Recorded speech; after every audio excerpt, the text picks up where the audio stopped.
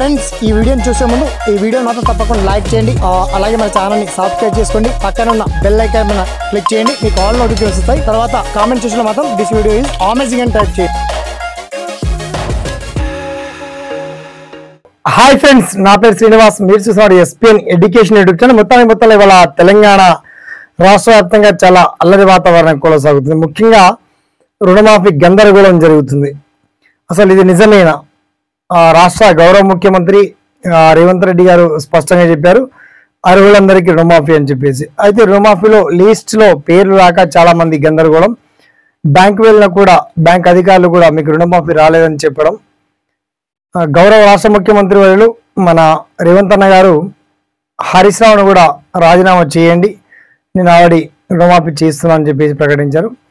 అలాగే హరీష్ రావు మాత్రం రుణమాఫీ స్పష్టంగా కాలేదు, చాలా మంది నుంచి విమర్శలు వస్తున్నాయని చెప్పేసి. సో ఈ తరుణంలో నెగ్గేది ఎవరు, గెలిచేది ఎవరు అని చెప్పేసి మన న్యూస్లు కూడా వస్తున్నాయి. అది సెకండరీ. బట్ రుణమాఫీ కావాలంటే ఏం చేయాలి?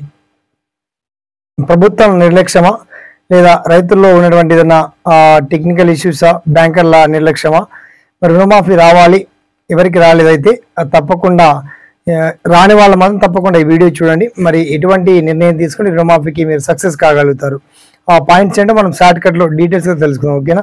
So let start our topic.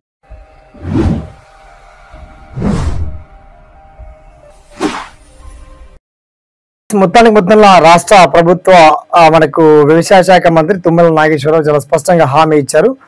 రుణమాఫీ రాని వాళ్ళు మాత్రం దయచేసి మీ గ్రామ అగ్రికల్చర్ ఆఫీసర్లకు, ఏఈఓలకు మీకు సంబంధించిన డాక్యుమెంట్స్, ముఖ్యంగా బ్యాంక్ అకౌంట్ పాస్బుక్, తర్వాత land passbook, Aadhaar card and ration card number, link up అయి ఉన్నటువంటి మొబైల్ నంబర్, ఇవి మీ ఏఈఓలను, అగ్రికల్చర్ ఆఫీసర్ని సబ్మిట్ చేయండి.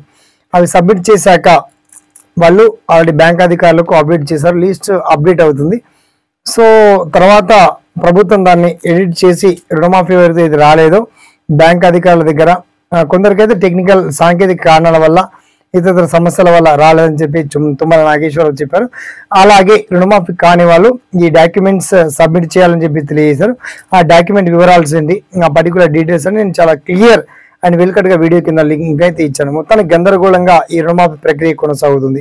దీన్ని తెరదించడానికి ప్రభుత్వం ముందుకు వస్తుంది. మరి ఇది ముందుకు వస్తుందా, లేదా ప్రభుత్వానికి నమ్మినటువంటి ప్రభుత్వం, అధికారంలో ఉన్నటువంటి ప్రభుత్వం ప్రజలకు మాట ఇచ్చింది, ఆ మాట ప్రకారం ముందుకు నడుస్తుందా, మరి ఏం జరుగుతుంది అని రైతుల్లో చాలా ఒక ఆందోళన మాత్రం కొనసాగుతుంది. మీరు అందరు చూస్తూనే ఉన్నారు. సో ఆ రుణమాఫీకి సంబంధించి ఎటువంటి డాక్యుమెంట్స్ మీరు సబ్మిట్ చేయాలి, టోల్ ఫ్రీ నెంబర్కి ఎలా కాల్ చేయాలి, ఆ పర్టికులర్ డీటెయిల్స్ అని మీకు వీడియో కింద లింక్ ఇచ్చాము. రుణమాఫీ రాని వాళ్ళు, కాని వాళ్ళు దయచేసి మీ ఒపీనియన్స్ని వీడియో కింద కామెంట్స్లో గుర్తు చేయండి. అలాగే నేను చెప్పినటువంటి పాయింట్స్ అన్ని కూడా 10 మందికి షేర్ చేయండి, గుర్తు చేయండి. మొత్తాన్ని మీ అగ్రికల్చర్ ఆఫీస్ సంబంధించి మీకు ఉన్నటువంటి డాక్యుమెంట్స్ అన్ని కూడా తప్పకుండా సబ్మిట్ చేయండి. ఓకేనా? Thanks for watching. జై